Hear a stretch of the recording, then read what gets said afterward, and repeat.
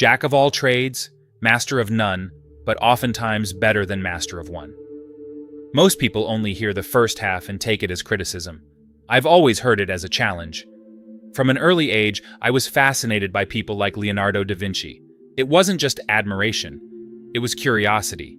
I wanted to understand how someone could be genuinely interested in so many different things at once. I never liked the idea of choosing just one path for an entire lifetime. Whenever a new sport appeared, for example, I didn't want to play just one. I wanted to try them all. There's always that urge to see how far you can go.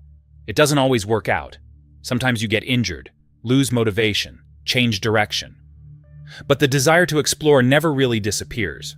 And this isn't about ego. It's more about that strange feeling that we could understand more of the world if we allowed curiosity to guide our lives a little more often. When you learn about someone like Benjamin Franklin, you realize there's another way to live. Not by trying to become the ultimate specialist in one narrow field, but by keeping your mind open to many. Deep down, many people feel this, even if they don't say it out loud. The sense that they could learn more, do more, become more, if they weren't always confined to the same single track. So in this video, I want to show you the habits people like this had in common. Not special gifts, not mystical genius, just simple attitudes you can apply starting today. The first, and maybe the most important, is this. The polymath constantly asks, why and what if? Curiosity isn't occasional, it's the engine of life. Leonardo lived this way, so did Franklin. He constantly wrote down questions about everything, nature, art, science, how things worked. He didn't easily accept ready-made answers. He wanted to truly understand. From a young age, he spent much of his money on books, but his reading wasn't passive. He would study something, close the book, and then try to explain what he had learned in his own words, without looking. That small habit made knowledge stick instead of fading away a few days later. If you want to apply this practically, start simple. Keep a notebook. It doesn't need to be sophisticated. The point is to write down questions, any question that genuinely sparks your curiosity. History, technology, art, human behavior, it doesn't matter. What matters is not letting the question slip away. Set aside a small portion of your day to explore something new, even if it's just 10 minutes. Franklin did something similar, but in groups. He gathered with others simply to exchange ideas and discuss questions. You don't need to start a formal club. You can do this in everyday life. Ask a friend, a teacher, someone who knows more about a subject. It's a method similar to the Socratic approach, learning through questions. A practical exercise is to keep a list of open questions and try to answer a few each week. Books, the internet, or even a quiet walk to think more clearly. They all work.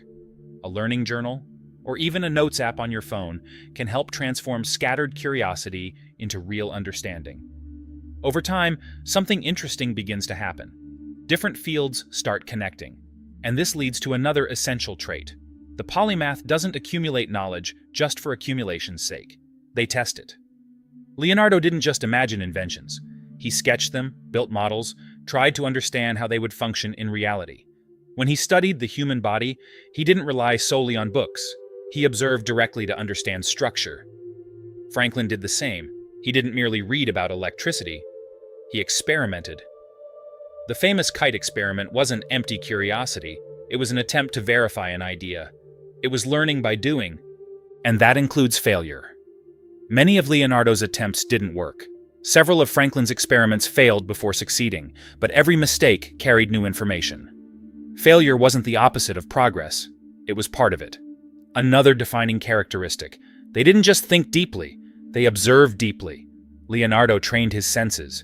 He noticed light, shadows, expressions, tiny details most people ignore. He listened carefully to conversations, paid attention to the sounds of nature, even to the wind. Everything became learning material. His creativity didn't emerge from nowhere. It emerged from attention. Even though he wasn't an artist in the same sense as Leonardo, Benjamin Franklin thought like a true polymath when it came to perception. He believed that anyone who truly wants to learn must speak less and observe more. For polymaths, knowledge often doesn't appear in long explanations. It hides in details almost no one notices. Franklin observed people, situations, and behavior with care. That's how many polymaths build understanding, not only by studying, but by paying attention to the world around them. You can train this in everyday life.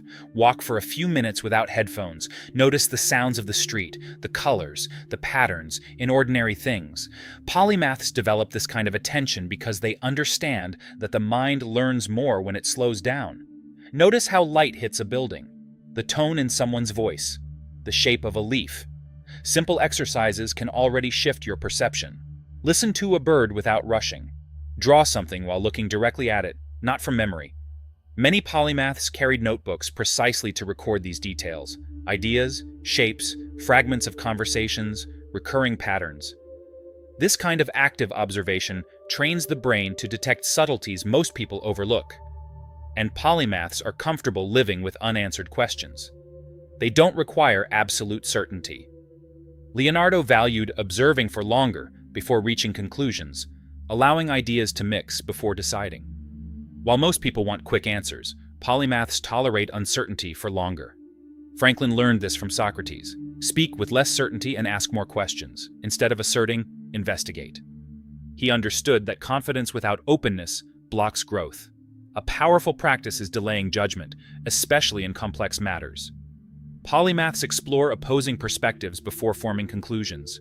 Rather than trying to win arguments, they use conversations to expand understanding. Another important trait is the ability to combine imagination with logic. Leonardo wasn't only a painter, nor only an inventor. He fused art and science. For polymaths, creativity without reason turns into fantasy, but reason without imagination becomes limited. Innovation emerges when both work together. Franklin operated in a similar way. His experiments produced practical inventions, yet he also wrote with humor and clarity. When making decisions, he analyzed pros and cons carefully, but he communicated ideas in simple language. Many polymaths reach more people precisely because they combine technical depth with accessibility. There's also the relationship between body and mind. Polymaths understand that clear thinking depends on physical energy. Leonardo studied human movement to improve his drawings and practiced physical skills to better understand bodily mechanics. Franklin followed the same logic. He kept a disciplined routine, waking early, swimming, walking frequently, protecting his rest. For many polymaths, mental clarity doesn't come only from study. It comes from balance between physical and intellectual activity. Even later in life, Franklin maintained physical habits daily, walking, exposing himself to cold, preserving structure in his routine. Movement and moderation helped his mind remain sharp for decades. Another crucial point: polymaths don't see knowledge as separate boxes, they see connections. Leonardo observed water, planets, and the human body as parts of a unified system. The Vitruvian Man represents exactly that: mathematics, nature, and anatomy integrated into one coherent vision. Franklin did something similar. By studying ocean currents, he improved mail transportation routes. Science became practical application. This is a recurring pattern among polymaths. Ideas from one field become solutions in another. You can train this ability using mind maps or simple visual frameworks. When you connect art with science, history with technology, or philosophy with human behavior, understanding grows much faster. Polymaths study anatomy to improve drawing. They learn languages to improve communication. One field strengthens another. Another common habit of polymaths: they don't just review information, they recreate it. Franklin would copy texts, wait some time, and then attempt to rewrite them from memory. This showed him what he had truly understood. You can do the same. Read something, close it, and explain it in your own words. Then compare. This process anchors knowledge far more deeply than simple rereading. Teaching someone else, or even explaining it out loud to yourself, works the same way. Many polymaths learn through conversation or by simulating dialogue in their own minds. Questioning is part of this. Polymaths train the mind by investigating.